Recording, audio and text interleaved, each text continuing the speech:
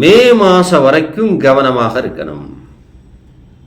மேக்கு அப்புறம் உங்களுக்கு அப்படியே திரும்பும்.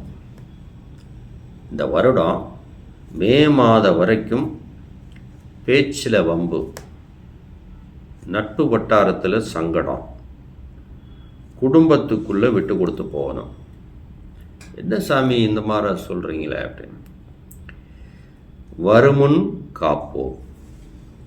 மழை வரப்போகுதுன்னா மழை வர்றது மாதிரி இருக்குது, நீங்கள் எதுக்கும் கொடை வச்சுக்கோங்க, வெளியில் போகிறீங்க கொஞ்சம் கொடை வச்சுக்கோங்கன்னு சொல்கிறேன். மே மாதத்துக்கு அப்புறம் என்ன வம்பு வாய்க்குள்ளே இருந்ததோ அதெல்லாம் தெம்பாக மாறி பணமாக மாறி லாபமாக வந்து நிற்கும். தான் விஷயம். ஒரு பள்ளத்தை கடந்தால் மேடு உண்டு. அப்போ மகர ராசிக்கு எப்படி இருக்கு? நிதானமான பேச்சு.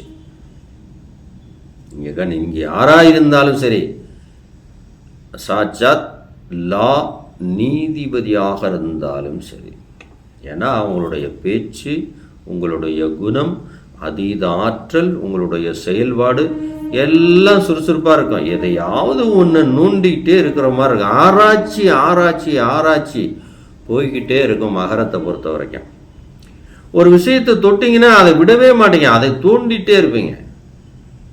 இந்த வருஷம் விட்டுறணும். இப்போ புரியுதுங்களா? சங்கடம் நம்ம நாக்கில் இருக்கு, நம்மளுடைய பேச்சில் இருக்கு. இதை மட்டும் நீங்கள் கவனமாக கடந்துட்டீங்க அப்படின்னா லாபம்தான், வெற்றி தான், சந்தோஷந்தான். வீட்டுக்கு தேவையான பொருள் வாங்கலாம். மே மாதத்துக்கு அப்புறம் சொத்து வாங்க போகிறீங்க. எப்படி இருக்கு? நல்லது உங்கள் வாழ்க்கையில் மே மாதத்துக்கு அப்புறம் தானாக நடக்கும்.